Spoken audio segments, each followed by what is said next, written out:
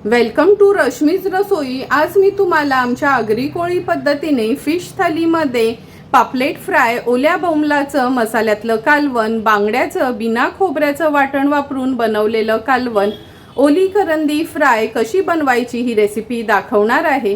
त्यासाठी हा व्हिडिओ तुम्ही शेवटपर्यंत बघा आणि माझ्या चॅनलला लाईक, शेअर आणि सबस्क्राइब करा। आज आपण फिश थालीमध्ये ही करदी तव्यातली बनवणार आहोत। नंतर हे दोन अगदी ताजे पापलेट घेतले आहेत, हे पापलेट फ्राय करणार आहोत। बोंबलाचं लसणावरचं कालवण आणि बांगड्याचं पण बिना वाटणाचं कालवण बनवणार आहोत।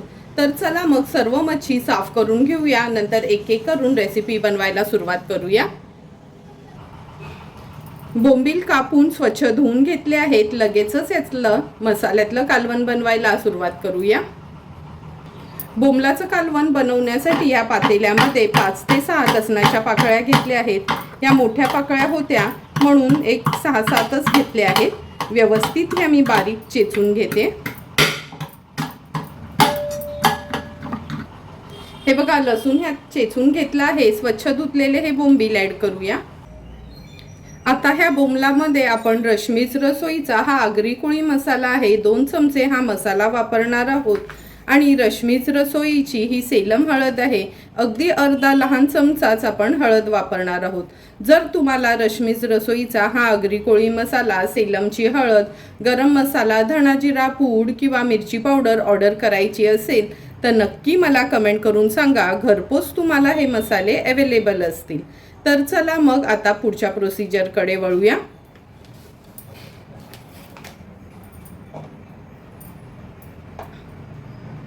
आता ह्या कालवणामध्ये 2 लहान चमचेच आपण हा रश्मीज रसोईचा आगरी कोळी मसाला यूज करणार आहोत। अगदी अर्धा चमचाच हळद घेते। चवीप्रमाणे मीठ ॲड करूया। 3 कोकमाची टापं घेतली आहेत, ती ॲड करते। 2 हिरव्या मिरच्या आहेत, त्या देखील वापरणार आहोत। व्यवस्थित हे आपल्याला मिक्स करून घ्यायचे।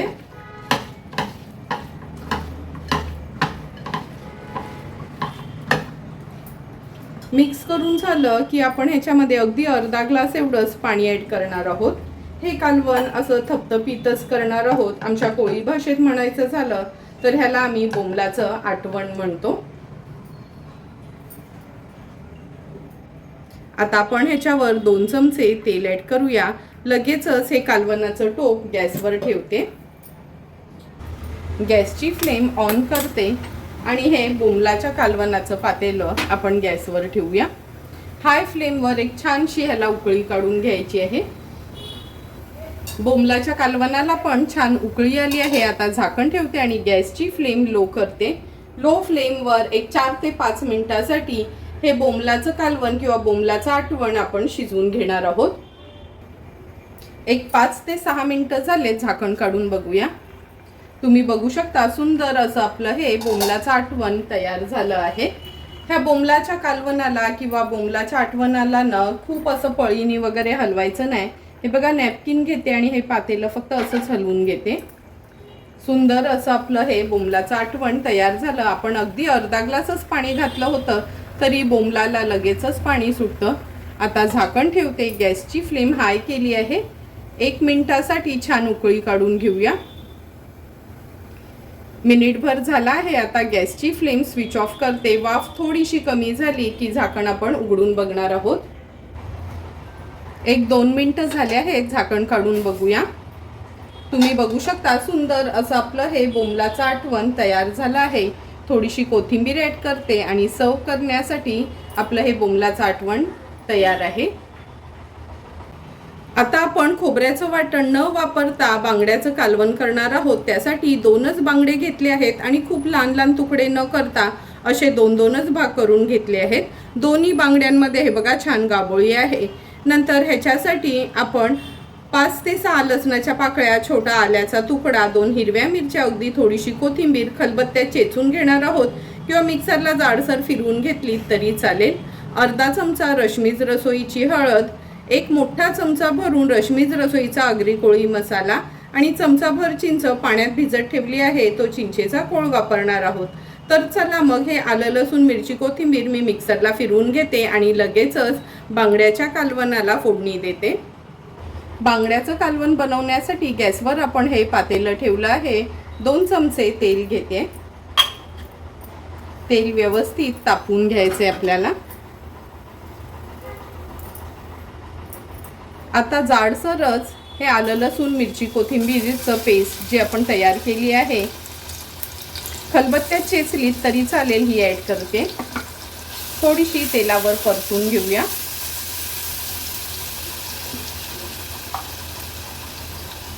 अगदी अर्धा लहान चमचा आपण हळद ॲड करणार आहोत।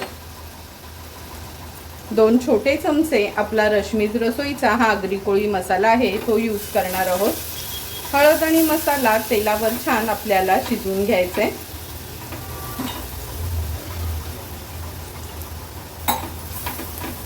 शिजवून झालं की अगदी ग्लासभरच पाणी घेतलं आहे, ते ॲड करते। व्यवस्थित मिक्स करून घेऊया। चिंचेचा कोळ ॲड करते। चवीप्रमाणे मीठ। कालवणाला एक उकळी काढून घ्यायची आहे आपल्याला। हे बघा, साराला पण छान उकळी आली आहे। आता हे बांगड्याचे पीसेस आपण सारामध्ये सोडूया।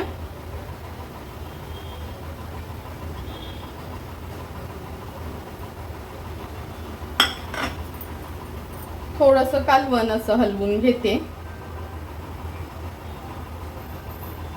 हाय फ्लेमवरच ह्याला एक उकळी काढून घ्यायची आहे। कालवणाला पण उकळी आली आहे। आता झाकण ठेवते आणि गॅसची फ्लेम लो टू मीडियम वर ठेवून एक 8 ते 10 मिनिटांसाठी हे बांगडे व्यवस्थित सारामध्ये शिजवून घ्यायचे आहेत। 8 ते 10 मिनिटं झाले, झाकण काढून बघूया। हे बघा, अगदी व्यवस्थित आपलं बांगड्याचं कालवण तयार झालं आहे। हाय फ्लेमवर ह्याला एक छानशी उकळी काढून घेते। कालवणाला पण छान उकळी आली आहे। आता झाकण ठेवून गॅसची फ्लेम स्विच ऑफ करते। वाफ थोडी कमी झाली की आपण झाकण उघडून बघूया। 2 ते 3 मिनिटं झाले, झाकण काढून बघूया। तुम्ही बघू शकता, सुंदर असं आपलं हे बिना खोबऱ्याच्या वाटणाचं बांगड्याचं कालवण तयार आहे। थोडीशी कोथिंबीर ॲड करते आणि सर्व करण्यासाठी हे बांगड्याचं कालवण तयार झालं आहे। आता आपण तव्यातली ही ओली कर्दी करणार आहोत। त्यासाठी मी 2 वाटे कर्दीचे घेतले होते, निवडून स्वच्छ धुवून घेतली आहे। तर चला मग लगेचच रेसिपी बनवायला सुरुवात करूया। तव्यातली कर्दी बनवण्याकरता गॅसवर आपण हा पॅन ठेवला आहे। 3 टेबलस्पून एवढं तेल घेतोय। तेल गरम झालं की आपण ह्याच्यामध्ये 2 लहान साईजचे कांदे बारीक चिरून घेतले आहेत आणि 2 हिरव्या मिरच्या वापरणार आहोत, त्या फोडणीला घातल्या आहेत। 2 चमचे आलं लसूण क्रश ॲड करायचं आहे। कर्दी किंवा कोलबी करताना न पेस्टच्या ऐवजी असा क्रशच वापरत जा, म्हणजे तव्यातल्या कर्दीला किंवा कोलबीला चांगली चव येते। गॅसची फ्लेम लो करून कांदा व्यवस्थित आपल्याला शिजवून घ्यायचा आहे।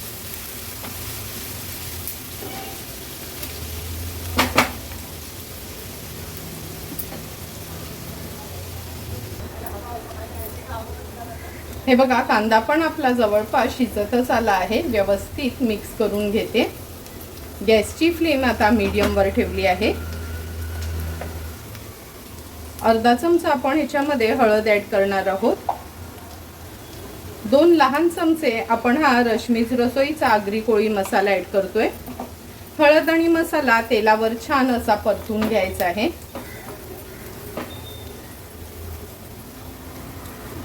आता गॅसची फ्लेम हाय वर ठेवते।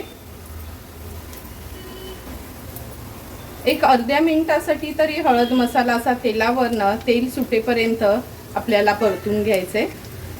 आता आपण ह्याच्यामध्ये स्वच्छ धुतलेली ही कर्दी ॲड करतोय। कर्दी बघूनच तुम्हाला कळलं असेल का किती ताजी कर्दी होती ही।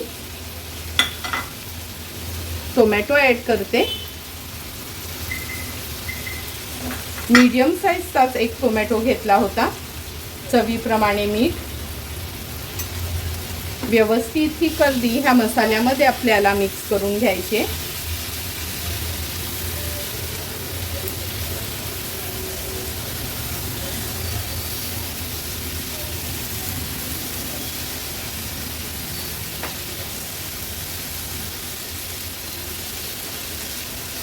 मिक्स करून झाली की मीडियम फ्लेमवर एक 2 ते 3 मिनिटासाठी ना ही कर्दी झाकण न ठेवताच अशीच ठेवायची आहे शिजत, कारण का जर झाकण ठेवलं ना तर कर्दीला खूप सारं पाणी सुटेल। एक 2 ते 3 मिनिटं झाली आहेत। आता ही 2 कोकमाची टापं घालते। गेल्या वेळी मी कर्दी बनवलेली तेव्हा त्याच्यामध्ये कैरी ॲड केली होती। जर कैरी नसेल तर तुम्ही अगदी 2 कोकमाची टापं ह्याच्यात ॲड करा। व्यवस्थित कर्दी मी मिक्स करून घेते। पुन्हा ही कर्दी आणखीन एक 2 ते 3 मिनिटासाठी व्यवस्थित आपल्याला लो टू मीडियम फ्लेमवर शिजवून घ्यायची आहे।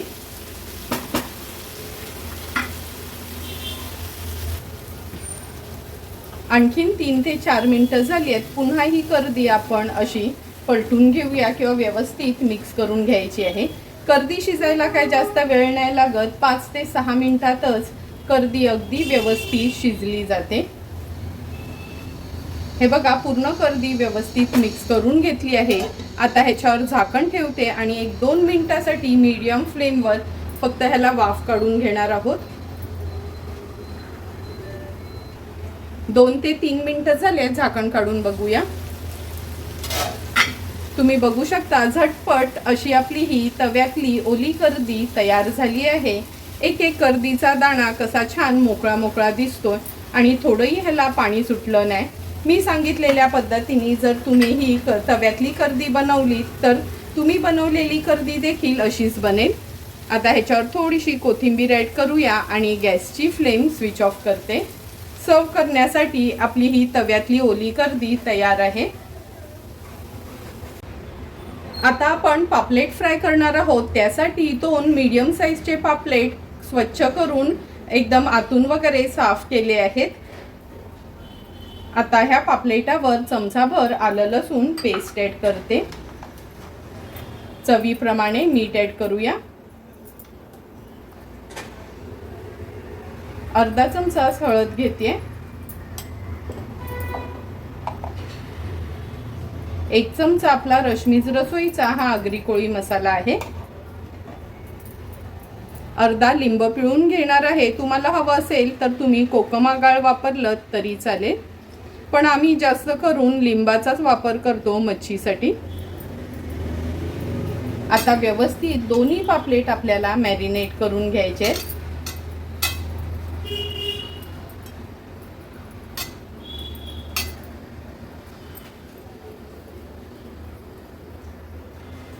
दोन्ही पापलेट अगदी व्यवस्थित आपण मॅरिनेट करून घेतले आहेत। एक 2 मिनिटासाठी आपण असेच यांना रेस्ट करायला ठेवूया, म्हणजे आतपर्यंत तो मसाला मुरला जाईल।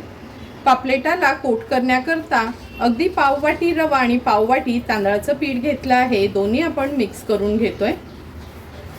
आता गॅसवर मी तवा गरम करत ठेवते। नंतरच ह्या रव्यामध्ये आपण पापलेट घोळून फ्राय करणार आहोत। तवा पण व्यवस्थित आपण पापलेट फ्रायसाठी तापवून घेतला आहे। ह्याच्यामध्ये मी जवळपास 3 टेबलस्पून एवढं तेल घेते।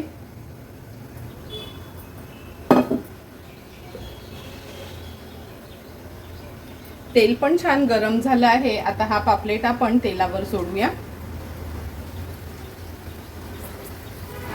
दुसरा पापलेट पण ह्याच्या शेजारीच सोडते। तवा मोठा असल्यामुळे दोन्ही पापलेट एकत्रच फ्राय करून घेणार आहोत। आता गॅसची फ्लेम लो टू मीडियम वर ठेवते आणि एक 2 मिनिटासाठी एक बाजू व्यवस्थित आपण फ्राय करून घेऊया। एक 2 ते 3 मिनिटं झालेत। आता आपण गॅसची फ्लेम हायवर करून घेऊया। हाय फ्लेमवर अगदी अर्ध्या मिनिटासाठी व्यवस्थित शेक काढून घ्यायचा आहे पापलेटांना।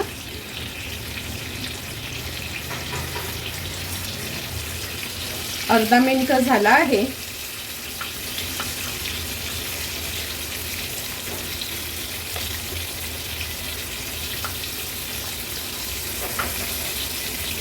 अर्धा मिनिट झाला आहे। आता एक पापलेट आपण पलटून घेऊया। हे बघा अगदी व्यवस्थित पापलेट आपला पलटला गेलाय। दुसरा पापलेट पण व्यवस्थित पलटून घेते। आता मागची बाजू पण आणखीन 1.5 ते 2 मिनिटासाठी मीडियम फ्लेमवरच तळून घ्यायची आहे, म्हणजे आतपर्यंत पापलेट व्यवस्थित शिजला जाईल।